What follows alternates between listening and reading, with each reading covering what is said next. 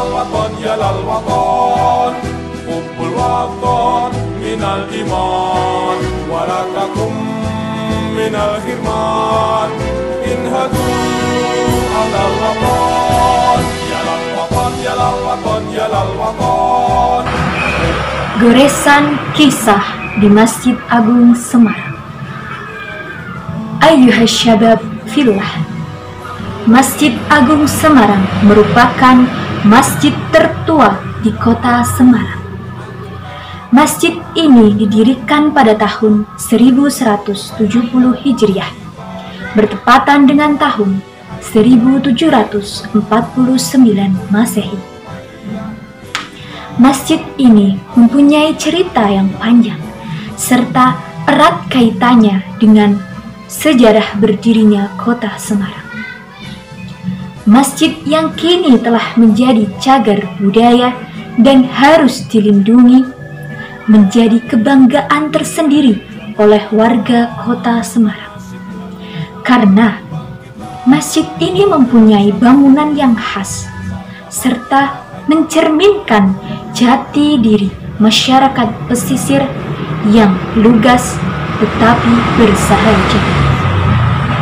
Sama halnya dengan masjid-masjid kuno di Pulau Jawa, Masjid Agung Semarang berada di pusat kota atau alun-alun, berdekatan dengan pusat pemerintahan atau kanjengan, serta tak berjarak jauh dari pusat perdagangan, yaitu Pasar Johar. Yang demikian ini merupakan ciri khas tata ruang kota pada zaman dahulu. Ayyuhas syabab fillah. Dalam sejarah pergerakan dan perjuangan bangsa Indonesia, Masjid Agung Semarang mempunyai cerita yang sangat menarik. Masjid Agung Semarang merupakan satu-satunya masjid di Indonesia yang mengumumkan kemerdekaan Republik Indonesia secara terbuka setelah beberapa saat diproklamasikan. Seperti yang kita ketahui, peristiwa proklamasi dibacakan oleh Bapak Presiden pertama Republik Indonesia, Bapak Insinyur Soekarno, beserta wakilnya Bapak Dr. Andes Muhammad Hatta di Jalan Pegangsaan Timur, nomor 56, Jakarta. Tepatnya pada hari Jumat pukul 10.00 waktu Indonesia Barat. Setelah 1 jam dari peristiwa tersebut,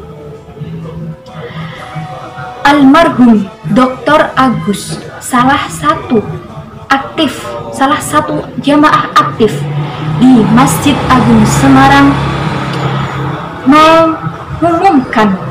mengumumkan tentang peristiwa proklamasi Republik Indonesia di hadapan semua jamaah sholat Jumat. Maka dari itu, sudah selayaknya kita memberikan apresiasi dan penghargaan kepada Bapak almarhum Dr. Agus tersebut. Karena setelah peristiwa itu, beliau dikejar-kejar oleh tentara Jepang dan beliau melarikan diri ke Jakarta dan meninggal dunia di sana.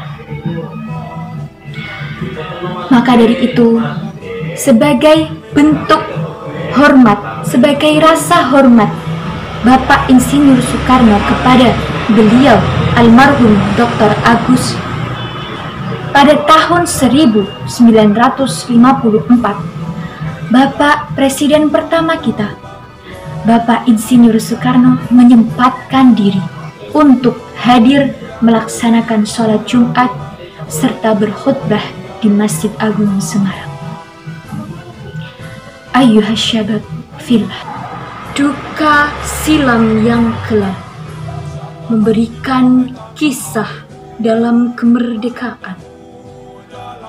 Kobaran api pemuda menumpahkan darah yang menjadi saksi bisu di hari kemenangan.